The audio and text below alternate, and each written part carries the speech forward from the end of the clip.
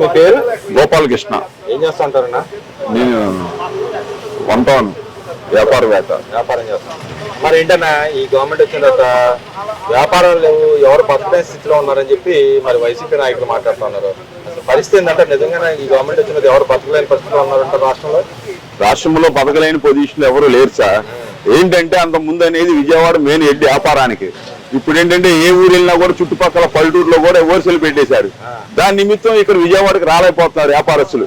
ఎక్కడికెక్కడ mini wholesale అయిపోయింది. దాని నిమిత్తం విజయవాడ వ్యాపారాలు లేవు. అంతేగాని వ్యాపారాలు లేకుండా ఏమి లేవు, ఉన్నాయి. అంత ముందు ఉన్న వ్యాపారానికి ఇప్పుడు కొద్దిగా తగ్గింది. అంతేగాని చంద్రబాబు నాయుడు వచ్చింది వ్యాపారం తగ్గింది అనేది లేదు. ఎక్కడికక్కడ ఏ ఊరు కా ఊరు, మైలవరం, విసనపేట, నందిగామ, జగ్గేపేట, వైజాగ్ అలాగే మైలవరం, ఏలూరు, ఎక్కడ పడితే అక్కడ హోల్సేల్ మినీ హోల్సేల్ అయిపోయినాయి. దాని నిమిత్తం విజయవాడ వ్యాపారం లేదంటున్నారు. అంతేగాని వ్యాపారం లేకుండా ఎక్కడికి పోలా. డైలీ ఇన్ని లారీలు విజయవాడకి వస్తున్నాయి, ఆటోనగర్కి కానీ ఇన్ని వచ్చే వ్యాపారం లేకుండా ఎలాగుంది, ఇన్ని చేసి ఎలా కడుతున్నారు వ్యాపారస్తులు. వ్యాపారం లేదని దేనికి బొరచల్లుతాం అంటే. మరి ఇక్కడ చూసుకుంటే ఈ గవర్నమెంట్ వచ్చి 2 ఏళ్ళు అయింది. అసలు మీరే అబ్జర్వ్ చేశారు ఈ గవర్నమెంట్ పరిపాలన? మీరే అబ్జర్వ్ చేశారు ఏం జరుగుతుందంటే రాష్ట్రంలో? మాకు గవర్నమెంట్ పరిపాలన ఆంధ్రప్రదేశ్ లో రావడానికి చాలా గర్వనీకరణం. ఈ చంద్రబాబు నాయుడు వచ్చిన 2 ఏళ్లలో ఆంధ్రప్రదేశ్ అని చాలా కంపెనీలు తీసుకొచ్చారు. వాళ్ళు 5 ఏళ్ళు చేసిన ఏ కంపెనీ తేలేపోయారు, తెచ్చింది కూడా తేలేపోయారు. వచ్చిన కంపెనీ కూడా పంపించేశారు. తిరుపతి జిల్లా, చిత్తూరు జిల్లాలో మన గల్లా జేజా కంపెనీ గారిది. ఇంకా ఏ కంపెనీ తేలేరు. ఆంధ్రప్రదేశ్ లో తెచ్చే చంద్రబాబు నాయుడు గారు కంపెనీలు. ఈ రోజు గూగుల్ కంపెనీ తెచ్చారు, తర్వాత రేపు ఇవాళ రాయల్ ఎన్ఫీల్డ్ తెచ్చారు, క్యారేజ్ తీసుకొచ్చారు, తర్వాత చాలా కంపెనీలు తీసుకొచ్చి డెవలప్ చేస్తున్నారు. ఇంకా డెవలప్ చేయలేదండి. ఇంకా వాళ్ళకి ఉన్నది గొడ్ల పార్టీ. అది గొడ్లతోనే వాళ్ళకి గొడ్లు నొరుగుతారు జనాలు కూడా. మరి ఈ పార్టీ వెన్నుపోటు పార్టీ అని చెప్పి వాళ్ళు మాట్లాడినది. వెన్నుపోటు పార్టీ అనేది ఏ రోజు లేదండి. ఈ రోజు చంద్రబాబు నాయుడు గారు ఉండబట్టే పార్టీ 44 ఏళ్ళు నడుస్తుందండి.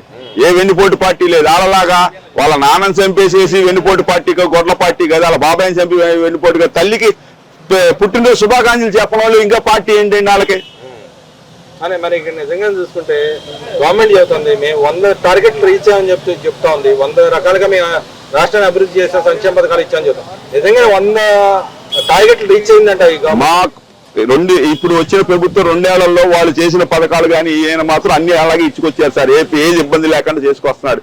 ఇవాళ అలాగే కొండ ప్రాంతంలో 150 గజాలు ఉన్న వాళ్ళకి ఇళ్ల పట్టాలు ఇస్తున్నారు. ఇంకేం కావాలి సార్? తర్వాత ఏదన్నా లోన్ పెట్టుకోమన్నారు, ఇంకా ఇది చేస్తున్నారు గవర్నమెంట్. అంటే ఇక్కడ మీరు ఇళ్ల పట్టాలు ఇవ్వని చెప్పి గవర్నమెంట్ చెబుతా ఉంది కదా. ఎవరన్నారు సార్? ఇప్పుడు ఆల్రెడీ చంద్రబాబు నాయుడు జీవో 30 తీసుకొచ్చారు. దానికి ప్రతి ఇంటికి వెళ్ళి పబ్లిసిటీ చేశారు. కలెక్టర్ గారు వెళ్ళి మీరు ఇంటింటికి వెళ్ళి చెప్పండి కార్యకర్తలు అని చెప్తున్నారు. ఇవాళ అవి కూడా చేస్తున్నారు. ఇంకేముంది సార్? అంటే ఇక్కడ మే ఇచ్చిన ఇల్లు కూడా ఇవ్వడానికి చంద్రబాబు నాయుడు మనసోపట్లేదు. ల్యాండ్లు ఇచ్చిన స్థలాలు ఇచ్చిన అవి కూడా ఎక్కడ కడతలేదు. దాన్ని పక్కదారి పట్టించేసి ఆ స్థలాలు అమ్ముకుంటున్నాడని చెప్పి మాట్లాడుతున్నాడు. అసలు యాక్చువల్ గా ఇచ్చిన టిట్కో ఇల్లు ఈయన ఇవ్వలేకపోయాడు. మొత్తం నాశనం చేశారు. జక్కంపూడిలో లాస్ట్ లో ఉన్న మట్టిని గిట్టిని మొత్తం తీసుకుపోయారండి. కిందతో లోపల ఇసుక కూడా తీసుకెళ్లి అమ్ముకున్నారు సార్. ఇంకా దానికన్నా దరిద్రం ఏముంది సార్ 5 ఏళ్లలో? ఇవాళ ఎక్కడికి వెళ్ళండి, ఇవాళ నిన్న టిట్కో ఇల్లు ఇచ్చారు జక్కంపూడిలో. ఒక 500-600 మందికి ఇల్లు. అలాగే చిత్తూరులో ఇస్తున్నారు. ఎటు పడితే అది ఓపెన్ చేసుకొని వస్తున్నారు. ఇంకా దానికన్నా ఇంకేం చేస్తారు సార్? మరి ఇక్కడ చూసుకుంటే జగనన్న ఉంటేనే రాష్ట్రం బాగుపడింది. ఈ కూటమి ప్రభుత్వం వలన అంతా నష్టాలు తప్పితే ఏం లేదు, అప్పులు తప్పితే ఏం లేదు అని చెప్పి జగనన్న ప్రభుత్వం వచ్చి 5 ఏళ్లు నాశనం అయిపోయింది. ఎంతమంది చిరుమందు తాగి చచ్చిపోయారో, కొన్ని ప్రాణాలు బలిగొన్నాయి. ఇవాళ ప్రశాంతంగా ఇంటికి వెళ్ళి కార్మికుడు కూడా ప్రశాంతంగా తింటున్నాడు, పనుకుంటున్నాడు శుభ్రంగా. ఇంకా దానికన్నా ఏముందండి పాలన? ఇంకంతకన్నా పాలన ఏం చేస్తారు సార్? ఇప్పుడు పాలన అంటే మంచి పాలన చేస్తున్నారు. ఇంకంతకన్నా ఏ పాలన ఎవరు చేయలేని నాయకులు. ఇంకేం చేయాలి నాయకులు? ఇప్పుడు వైసీపీ వాళ్ళు ఎప్పుడు పొరచెల్లే వాళ్ళు చల్లుతానే ఉంటారు. నేనేమో కూడా నేనే రాజు అన్నాడు. 175 అన్నారు, 75 అన్నారు. ఏమైంది? లాస్ట్ లో 11 సీట్లు కూర్చోబెట్టారు, ప్రతిపక్షం కూడా లేకుండా.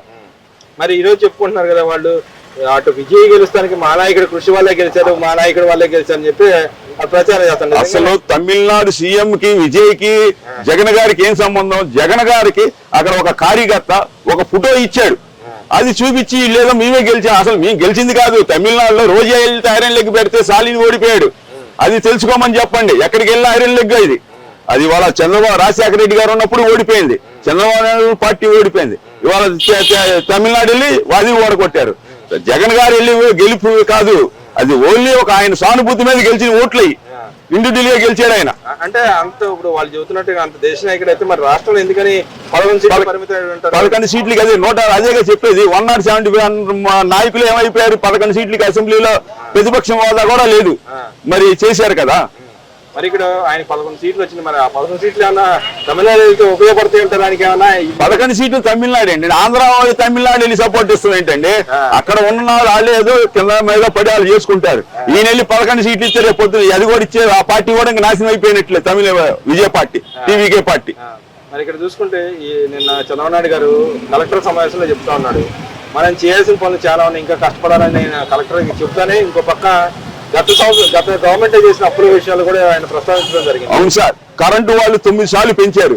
మా చంద్రబాబు వచ్చిన తర్వాత ఏ రోజు పెంచాలి, ఇంకా తగ్గిస్తాం వచ్చారు సార్. ఇవాళ 2 సార్లు తగ్గించారు, ఇంకంతకన్నా ఏం తగ్గిస్తారు సార్? అదే వీళ్ళు 9 సార్లు పెంచేసి దోపిడీ చేసుకున్నారు. లేని వాళ్ళు ఏదైనా పింఛన్ ఇవ్వాలనుకోండి, పింఛన్ కూడా బాగా ఎవరైనా ఉంటే ముసగా తీసి ఉన్న వాళ్ళకి ఇచ్చుకున్నారు. ముసక వాళ్ళు రోడ్డు మంచం మీద పడ్డ పింఛన్ తీసేశారు. ఇవాళ మా చంద్రబాబు అలా కాదు కదా, ఇంటింటికి 1వ తారీఖు 4,000 పింఛన్ ఇస్తున్నాం, తీసుకెళ్లి కరెక్ట్గా 6:30 కల్లా పింఛన్ ఇస్తున్నాం, అమ్మా ఇవి తీసుకోండి అని. అది అంటే ఇక్కడ మీరు అన్నట్టుగానే చూసుకుంటే ఏదైతే పెన్షన్ విషయంలో కూడా గవర్నమెంట్ చాలా 6 లక్షల పైన ఏదైతే పెన్షన్ తీసేసింది, 2 లక్షలు ఇస్తా ఉన్నారని చెప్పి మాట్లాడుతూ ఉన్నారు. మా ప్రభుత్వంలో ఇంత మడుకు 22 నెలలు అయింది, ఈ రోజుకి వచ్చి ఒక పింఛన్ మేము తొలగించి లేదు. ఆ ప్రభుత్వంలోనే తీసేసిన ఈ పింఛన్లు అలాగే నెట్టుకొని వస్తున్నారు. బుర్ర చల్లిదానికి ఏముంది? ఇప్పుడు ఎవరో ఒకళ్ళు చెప్తుంటారుగా, మేమేం చేసామని. అది చేసిందే వైఎస్ఆర్ ప్రభుత్వంలో పింఛన్లని తొలగించారు. మా ప్రభుత్వం ఒక పింఛన్ కానీ ఒకటి ఏది రేషన్ కార్డు చేస్తాం కూడా లేదు వాటి దాకా. మరి ఇక్కడ చూసుకుంటే నేను చంద్రబాబు నాయుడు గారు కలెక్టర్ సమావేశంలో 9 లక్షల కోట్ల పైన అప్పు చేసి వెళ్ళాడు, దాని వడ్డీలు కూడా పెరుగుతామని, ఆ భారం పడుతుంది గవర్నమెంట్ అయినా మేము పోరాడుతున్నాం, మీరు కూడా కష్టపడిందని కలెక్టర్లకి చెప్పాడు. వాస్తవంగా 9 లక్షల కోట్లు గతంలో కూడా చెప్పారు, అది వాస్తవ రూపంలో నిజంగా ఉన్నట్టు 9 లక్షల కోట్లు నిరూపించబట్టే కదా సార్. కరెంటు బకాయి కూడా ఈ రోజు చంద్రబాబు నాయుడు గారు నిన్న 450 కోట్లు 500 కోట్ల బకాయి చెల్లించారు కదా సార్. ఏ బకాయి చేయకుండా నేను నాశనం అయిపోయిందా రాష్ట్రం? ఒక డెవలప్మెంట్ లేదు, ఒక పలక లేదు, పలకేసిన చోటే దాని లేదు. నువ్వేదో పెనుగొండ ప్రాజెక్ట్ అన్నావు, వెనుగొండ ప్రాజెక్ట్ ఏమైంది? దాన్ని అంకితం అన్నావు, జాతికి అంకితం ఏం చేశావు? మరి నిన్న వెళ్ళి మన మినిస్టర్ గారు ఎందుకు నిన్న మినిస్టర్ గారు ఎలా బట్టే కదా పనులు జరుగుతున్నాయి. రేపు వచ్చే సంవత్సరానికి పూర్తి చేయాలని పోలవరం పూర్తి చేస్తారు. రేపు 2027లో పుష్కరాల కల్లా ఓపెన్ చేస్తారు. మరి ఆయన 5 ఏళ్లలో చేసిన దీన్ని పాడు చేశారు. మళ్ళీ చంద్రబాబు నాయుడు ఎక్కిన తర్వాత దాన్ని బిగిన్ చేసి బాగు చేశారు కదా. మరి ఇక్కడ చూసుకుంటే ఇవాళ మీరు అంటున్న విద్యుత్ ఛార్జీల విషయానికి వస్తే ట్రూ డౌన్ ఛార్జెస్ ఇప్పుడు కూడా వచ్చినాయి, కనీసం జనాలు పంచట్లేదని మాట్లాడుతున్నారు. ఏమండి ఇవాళ యాక్చువల్గా ఈ ఎండాకాలంలో సమ్మర్ లో వైసీపీ వాళ్ళు 4,000 బిల్లు 5,000 బిల్లు ఇచ్చారు. ఈ రోజు ఇంటికి వెళ్ళి సామాన్యుడి ఇంటికి వెళ్తే 1,500 2,000 లోపు ఎవరికి బిల్లు రావట్లా. మరి తగ్గించబట్టే యూపీఎఫ్ ఛార్జీలు మీ 2022 2023లో ఈ ఛార్జీలు చంద్రబాబు 24 నుంచి ఇప్పుడు ఎక్కారు. ఏ రోజు కూడా ఒక ఛార్జీ చూపించమనండి. మరి వాళ్ళు ఎందుకంటే ఆ ట్రోప్ ఛార్జీలు జనాలు పంచాలంట కదా, నిజంగా జనాలు ఎందుకు పంచాలి సార్? జనాలకు పంచాల్సిన విషయం అయితే వాళ్ళకి తెలుసు కదా. రాజకీయ నాయకులు చంద్రబాబు నాయుడు సీనియరే, లోకేష్ బాబు గారు చాలా కష్టపడి చేసుకొని వస్తున్నారు. మరి చేసుకొచ్చి ఇప్పుడు వాళ్ళు పంచలేదు, వాళ్ళు దోసుకున్నారు. వాళ్ళు దోసుకొని కాకుండా మళ్ళీ ఈ పంచమంటే 9,000 కోట్లు అప్పు చేసి వెళ్ళాడు. ఎక్కడ చూసినా అంతా లూటీలే కదా సార్. లాస్ట్ కి ఇసుక కూడా లూటీ చేశాడు కదా సార్. అసెంబ్లీ ఏరియాలో సచివాలయాల్లో లూటీలు చేసి మన జక్కంబుళ్ళ కాలనీలో కూడా లూటీ చేశాడు. ఇంకంతకన్నా ఏం చేసి చూపుతారు సార్? మరి గవర్నమెంట్ చెబుతోంది రోజుకొక కంపెనీ రోజుకొక ఎంఓయూలు జరుగుతాయని చెప్పి నిజంగా ప్రయత్నం. ఇవాళ వైజాగ్ సిటీలో గూగుల్ కంపెనీ ఓపెన్ చేశారు, అనకాపల్లిలో ఐరన్ కంపెనీ ఓపెన్ చేశారు, నిన్న ఇప్పుడు రాయల్ ఎన్ఫీల్డ్ కంపెనీ తెచ్చారు, క్యారెట్ కంపెనీ తీసుకొచ్చాడు. ఆంధ్రప్రదేశ్ లో మొట్టమొదటగా నిన్న అమరావతిలో సిఆర్టీ ఓపెన్ వేసిన తర్వాత రేపు నెక్స్ట్ పోలీసు వాళ్ళు ఓపెన్ అవుతుంది ఇంకొక 4-5 రోజుల్లో. ఇంకా అంతకన్నా ఏమైంది సార్? పనికిరాని దాన్ని వాళ్ళ మట్టి తీసుకొచ్చాడు ఆయన. అంటే ఇంత ఫాస్ట్ అవడానికి కారణం ఏంటంటే చంద్రబాబు నాయుడు కృషి. ఆయన కృషి లేని ఏది జరగదు. అంటే లోకేష్ గారు కూడా చాలా కష్టపడుతున్నారు. మీరు ఆ మాట అంటున్నారు కానీ మా నాయకుడు కృషి వల్ల ఇప్పుడు అసలు అవును, ఏ కంపెనీ తెచ్చినా మా నాయకుడు గొడ్డల పార్టీ అంటారు. ఏ పార్టీ తెచ్చా? గూగుల్ కంపెనీనే తెచ్చా అన్నాడు, రతన్ టాటా ఈ ఐరన్ కంపెనీనే తెచ్చా అన్నాడు, నేను రాయల్ ఎన్ఫీల్డ్ కంపెనీ తెచ్చా అన్నాడు, అలాగే కైరా కంపెనీ తెచ్చా. ఏ కంపెనీ తెచ్చా నువ్వు చూపిస్తే? నువ్వు ఆల్రెడీ విజయవాడలో ఆంధ్రప్రదేశ్ లో ఉన్న కంపెనీ బ్యాటరీ అమర్రాజ్ కంపెనీ పారిపోయింది ఈ దెబ్బకి. అలాగే మన కార్ల కంపెనీ తయారు చేస్తుంటే అనంతపురం జిల్లాలో నీ నాయకులు బెదిరించి చేసి నాకు ఈ వాటా ఇస్తామన్నాళ్ళు. ఇంకేం కంపెనీలు తెచ్చావు నువ్వు? చెప్పండి, పలానా కంపెనీ తెచ్చాను అని చెప్పమని 5 ఏళ్లలో వైసీపీ నాయకులు ఒక వైసీపీ నాయకులు అమర్నాథ్ రెడ్డి గారు మన ఈ మినిస్టర్ అయ్యండి, ఆయన సభలకు వెళ్ళి అపరాల కంపెనీ కారం కంపెనీ తీసుకొచ్చారు. మా నాయకుడు వెళ్ళి మంచి మైనర్ డిగ్రీలో కూడా షర్ట్ వేసుకోకుండా ఓల్డ్ ప్యాంట్ షర్ట్ వేసుకొని షూట్ వేసుకోకుండా తిరిగి నాయకుడు మా నాయకుడు. అలా నాయకుడు వెళ్తే చాలా మంది మనం చూశారు కదా, సింగపూర్ వెళ్తే ఎలా జరిగింది. నీ నాయకుడు వెళ్తే కంపెనీ అప్రాల కంపెనీ కారం కంపెనీ తీసుకోవాలి. మా నాయకుడు ఎలా కాదు కదా, కంపెనీ స్వాగతించే నాయకుడు నారా లోకేష్ గారు. ఇంకంతకన్నా ఏం చెప్తారు సార్? మరేంటి 2029 నేనే వస్తాను నీయేమో నేనే రాజు అంటారు, లాస్ట్ కి నేను 11 లాస్ట్ ఒక సీటుతోనే మిగులుతాడు. 2029లో కూడా జనాలు ఒకటే చెప్తున్నారు, ఎన్డీఏ కూటమి కంపల్సరీ వచ్చేది. అది